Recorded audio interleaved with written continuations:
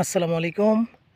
প্রাণপ্রিয় কুষ্টিয়া নতুন একটি ভিডিওতে আপনাদের স্বাগতম। বর্তমানে আমি রয়েছি পদ্মা নদীর তীরে। সামনে আপনারা দেখতে পাচ্ছেন পদ্মা নদী, যেখানে অনেক নৌকা এখানে নোঙর করে রাখা হয়েছে। এগুলো সব জেলেদের নৌকা। তারা মাছ মেরে এখানে নোঙর করে রেখে যার যার বাসায় চলে গেছে।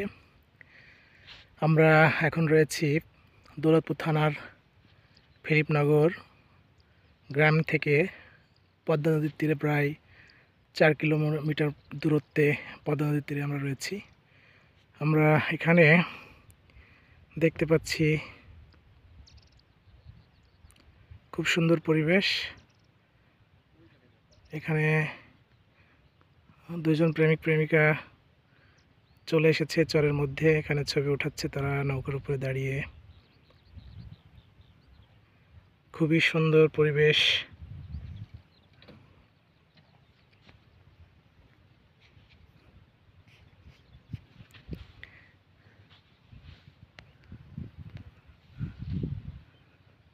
চারিদিকে ধুধু বালুচর, এর মাঝে আমরা রয়েছি। এখানে দুজন প্রেমিক প্রেমিকা ফটোশুটে ব্যস্ত।